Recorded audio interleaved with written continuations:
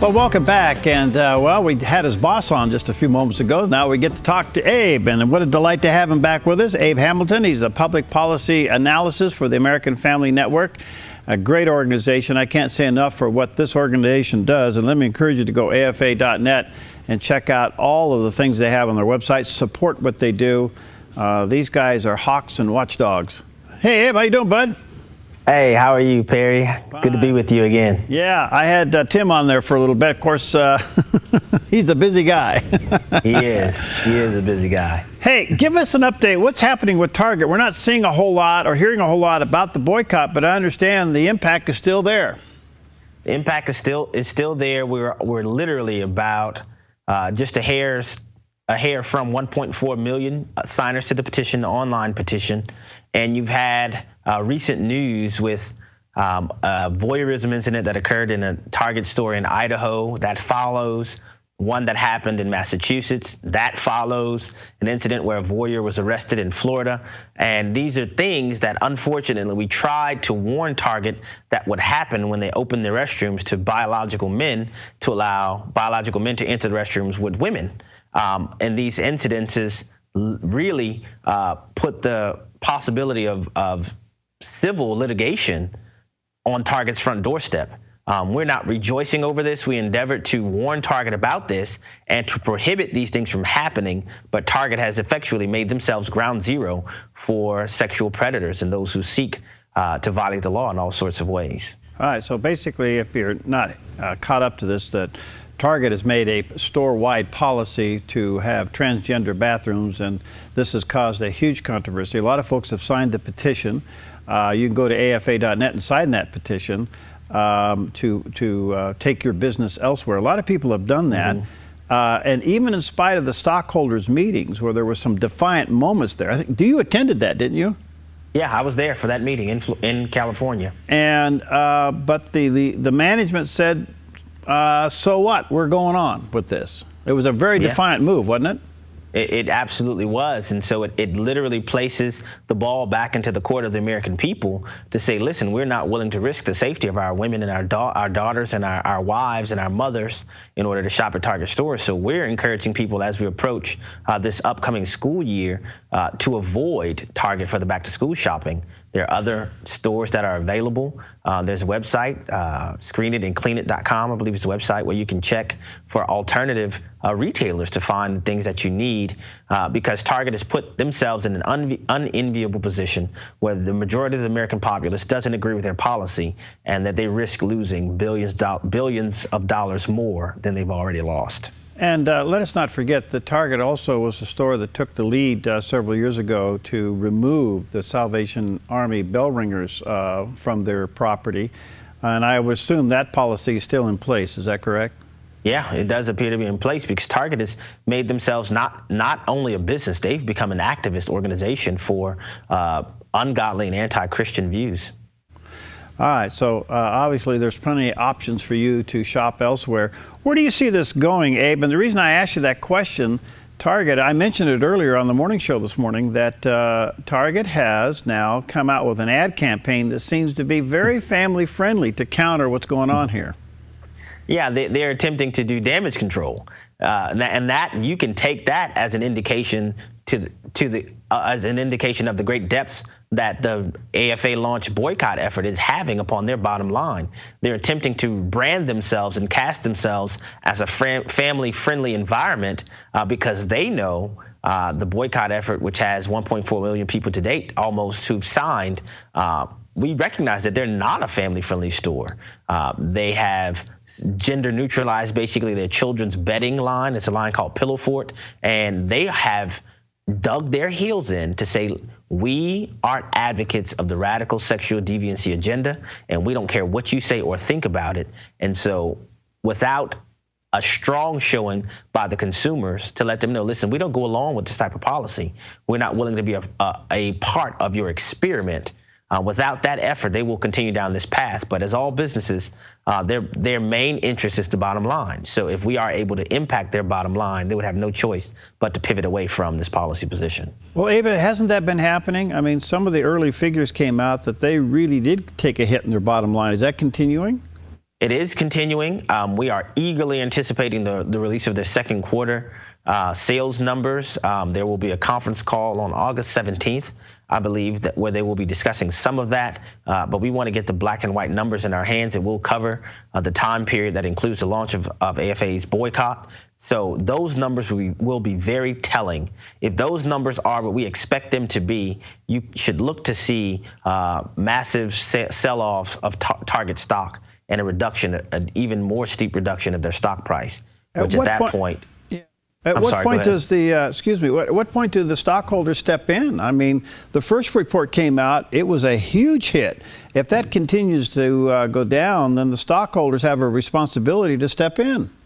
Yeah, which presents the possibility for a derivative lawsuit filed by the stockholders in addition to those who were victimized in Target stores. So you have the prospect of several angles or several avenues of liability that Target could face as a result of proceeding with this misguided and dangerous bathroom policy. All right. Well, just for those who know that Target has had accepted a policy now for transgender bathrooms. Unfortunately, the biggest fear that we have been warning Target and consumers to be aware of has taken place. Well, they've had 4 incidences now?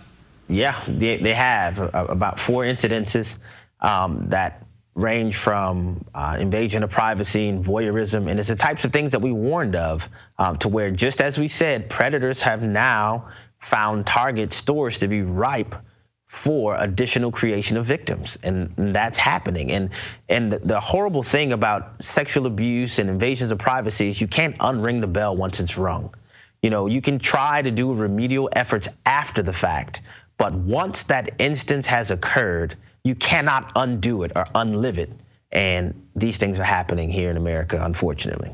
Well, if you haven't signed the petition, you can still go to afa.net and sign the petition. It's 1.4 million. It'd be great if we get it up to around 2 million or so. Yeah. I signed it early on. Our family has made the decision not to shop there. There are plenty of alternatives in our area to shop elsewhere. And I think you make a good point here, Abe. Back to school is a big time for shopping. And in Southern Oregon and Northern California, there are many other options for you to consider. And I would hope you do that. Because, look, this is, I don't know, any other stores that are leaning this way, do you know, or any other institutions? Well, that's another big win as a result of this boycott. Normally, when you have, a politically correct move made by one store, they all fall in line and kind of overstep over themselves to try to join the cacophony of political correctness. But here, because of the financial impact, frankly, that the boycott is having, you haven't had lots of stores to come out and announce that they're jumping on, this train of immorality. That has not happened. You have not heard that, which I believe is very telling for those who are paying attention to these issues, because normally you would find a bunch of stores to jump on the bandwagon and try to join the PC parade. All right. Let me take a quick break here. Abe, when we come back, the whole issue of transgender, it's obviously political correctness on steroids, but it has moved over into the presidential campaign. I'd like to get your take from both sides. What may happen? What would be the scenario from your viewpoint of a Donald Trump presidency versus a Hillary Clinton presidency on this issue? Again, let me encourage you folks, Abe and others, and Tim, the whole team there at AFA, they're just top drawer. And American Family Association, you can go to afa.net, support what they do, and sign the petition. We'll be right back.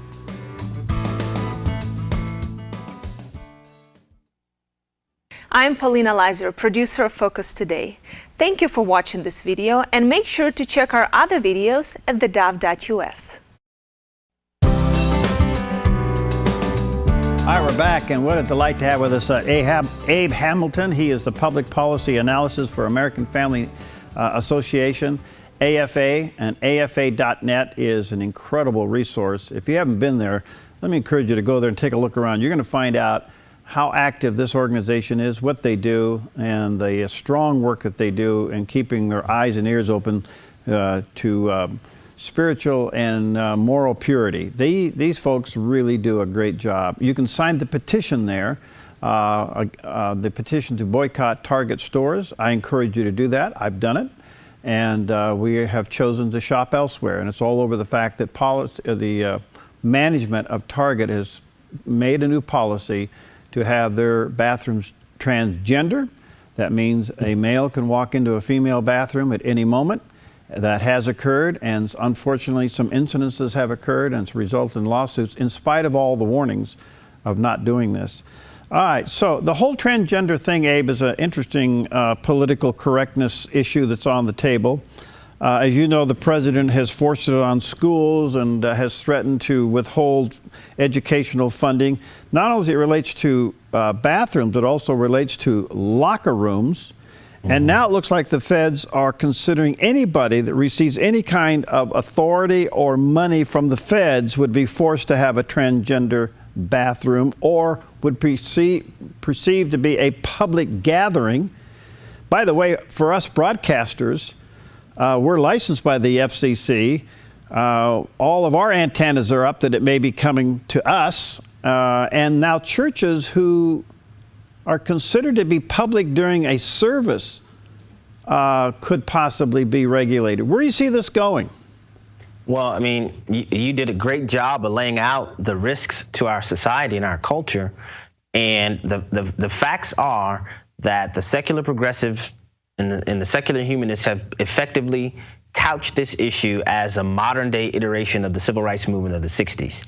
So everywhere where the civil rights movement of the 60s resulted in integration and equal treatment for Black Americans, they are now using that as the launch place for normalizing sexual deviancy. So the orthodoxy of the left requires complete obeisance and capitulation to the radical sexual deviancy agenda. And the results of this have implications that you alluded to earlier to the presidential race. We have one candidate who is the candidate for a party who has just accepted the most progressive, radical political party platform in the history of the party. I think it's safe to say you can call the Democratic Party the Socialistic Party of America based on the stance that they've taken. And then you have, on the converse side, a Republican Party who has adopted a very conservative platform. However, I have to be candid that the presidential candidate is still an unknown quantity, but we're faced with the fact that we know what will be presented to us on this front with Hillary Clinton. We don't necessarily know all of the details, what we can expect from Donald Trump, but we do know what he has said. And the unfortunate reality is that although they are nothing alike, there is nothing equivalent or synonymous with the sexual deviancy agenda with the civil rights movement of the 60s. The civil rights movement of the 60s were based on political disenfranchisement, economic poverty, basically, separate but equal, based on immediately discernible characteristics, which means you can see my black skin on my black face upon presentation. I don't have to say or do anything. And it's an immutable characteristic. Those things do not apply to the sexual deviancy agenda, whether it is sexual orientation or whether it is gender identity. Those things are not readily discernible. When you see a person, you don't know that they are automatically a transgender individual. And secondarily, by the very use of the word trans, it indicates that they are transient features. They are not immutable. They can change. So to elevate that to the level of a protected class of people is astounding. And it's downright insulting. You've never seen dogs released on people for being a particular sexual orientation. You've never seen people arrested for driving while being transgendered. You've never seen any of those things. And I do know that the current racial tension in our country, there are legitimate claims of injustice and there are illegitimate claims of injustice, things that are manufactured to keep our country fraying at the edges of skin color-based prejudice. But America today is not America of the 60s, but you have people that are seeking to capitalize on that legacy that began in the Christian church to now normalize absolute debauchery, and the Bible calls it abominable. So, to sum it up, as a Christian Black American, you're offended by this? Absolutely. Absolutely. There was a civil war fought in America over this. And the struggle for Black Americans was a struggle for personhood recognition. It has nothing to do with behavior. So it is offensive and it's infuriating to see the legacy of the civil rights movement as championed by Dr. Martin Luther King tarnished in this way. It literally is tarnishing the legacy of Dr. King. Yeah, I'm surprised that there isn't a pushback at that level. Are you? Yeah, I am surprised that there is no pushback. But also, I'm not surprised because we've seen people who have taken advantage of the division we face in our country for their own political and financial gain. And so now you see some of these same characters who prostituted themselves as it pertains to racial issues in America, prostituting themselves now as it pertains to sexual deviancy. You've had some of the quote unquote so-called civil rights leaders go on record as endorsing this sexual deviancy agenda, what is the basis? How can you claim biblical fidelity to the scriptures, faithfulness to the scriptures on one side of the equation and completely abandon the scriptures on the other side of the equation at the same time confess or profess to be some kind of reverend or something? Well, Abe, you very eloquently bring this out.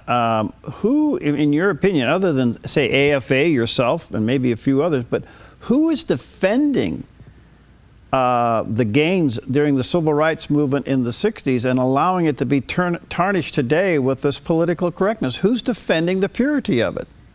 And unfortunately, it's not very many people. And you add into the fact that we have this dictatorship by judicial oligarchy, is what I refer to it, in the form of our court system, who are reinforcing this overhaul and this hijacking of our civil rights legacy here in the country.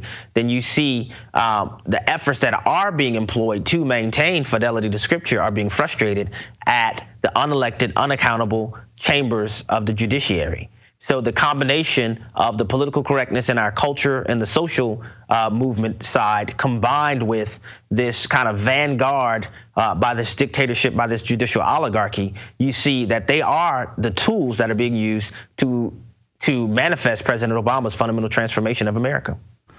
All right, given that statement right there, there would be a reason to look at who could be the next president in appointing the courts. Obviously the Supreme Court, but all the other court judges that would be sitting on the bench. Now, we have a little bit of a feel from Donald Trump what type of people they would be. He did give a list of potential justices for the Supreme Court, and they all seem to be in line with former Justice Rehnquist. But on the left, Hillary's side, it's pretty obvious that she would appoint justices that would expand this political correctness. That alone should be a dividing point, don't you think? I do think so. And I think that there is not a more prescient point in this upcoming election than the Supreme Court. Because once the presidents are long gone, we will still be dealing with the results of their judicial appointments and nominations. And as you pointed out, which I think is an astute observation, we're not just talking about the Supreme Court. We're talking about the judicial appointments on the federal bench all the way down to the district court. That includes the intermediate appellate courts as well as the district court. Just recently, the Supreme Court refused to hear a case from Oregon where you had Christian pharmacists who refused to provide abortifacient drugs. Well, when the Supreme Court refused to hear that case, you know what stays in place? The decision of the intermediate appellate court. So it underscores the fact that this is a critical consideration to make when determining who we're going to vote for in the presidential election, because they are appointed for life. Yeah. They are appointed for life. Well, the Ninth Circuit being what it is. Let me ask you this, Abe. The bottom line here is our children. Look what our children are being forced to deal with. If we go down this road of transgender bathrooms and locker rooms and trying to turn this into a civil rights issue, and now you can do transgender education as far down as first grade, our children are being spiritually, emotionally molested right in front of us. Absolutely. And I think you fairly described it. I mean, it's child abuse. And then for us as Christians, we have to go to the next step and say, how can we be effective in our responsibility to disciple our children when we are submitting them to a system that fundamentally contradicts everything about our Christian faith and values? Well, to me, it's just staggering, but it seems that there is a pushback in the country. I don't know if the pushback is big enough, but there is a pushback in the country against this stuff. It is represented in the fact that on the right, they have nominated now a man who has no political experience that does represent anti-establishment but he's made some pretty wild statements, and I don't know. I mean, we're in a real touchy area, don't you think? We are. And, we can only go so long as a country telling God we don't want you, we don't need you, evicting God from every system of our society, including our government, without suffering the consequences of those types of choices. And I believe this election that at the presidential level, many people considered it to be a non-choice, is the result, I believe, of the Lord finally having to say, you guys keep telling me you don't want me involved in your country. I have no choice but to step away and allow you to have what it is you're asking for. And that sounds like a very grim prospect because it is, as you said, Donald Trump says some crazy things. He does. These are the facts. And on that side, we have that Donald Trump. Then on the other side, we have Hillary Clinton, who I believe her presidency, were she to be elected, she will be far more extreme than even President Barack Obama. Well, I'm sorry, go ahead. I was going to say, let us keep in mind that there are historical precedents where God let the people have their way, and we knew what the consequences were of that. Let me ask you this. Do you think there is a genuine movement within the faith community, and in particular church leadership, to stand up during this election? I'm still concerned about that. I am a little bit concerned about that as well. I'm concerned that and we know just recently in 2012, almost 40 million evangelical Christians stayed home. And that gave us President Barack Obama for a second term. I would encourage every believer not to allow that to repeat in this election cycle. I always, as often as I can, try to highlight the fact that darkness is not an affirmative force. It's a negative force. Darkness cannot overtake anything. It only reoccupies the vacation of light. Where light absents itself, darkness reoccupies. If the body of Christ doesn't show up in this election, but not only in this election, going forward, we have no choice but for darkness to reoccupy the space that the light has vacated. And if that happens again, my concern is that we may not have much to rebound from following this 2016 election cycle. I think that message is getting across, whereas before we were critical of the person, their faith, their theology, a lot of other considerations. Boy, that's just not on the table now. It's either life or death. It's a John 10:10 moment in a country. You're absolutely right. I mean, President Obama has pushed our nation to the brink. Yeah. Where we go from here is whether we go over the brink or not. That's just the bottom line. It's not much more backing up we can do. And if the body of Christ does not stand up, I mean, we need our pastors and leaders to sound the alarm to convey this message. Listen, are we ready now to get engaged? Are we ready now to get involved? And I think that has to take root here in our country. Thank you, Abe. You're a delight and an inspiration. The best to you and your team. We love you guys. Thanks for what you do. You can go to afa.net, sign the petition, support this organization. Thanks, Abe. Looking forward to having you back many times. Thank you so much, Perry. It's a blessing to be with you guys. All right, see you later. We'll see you next time on Focus Today.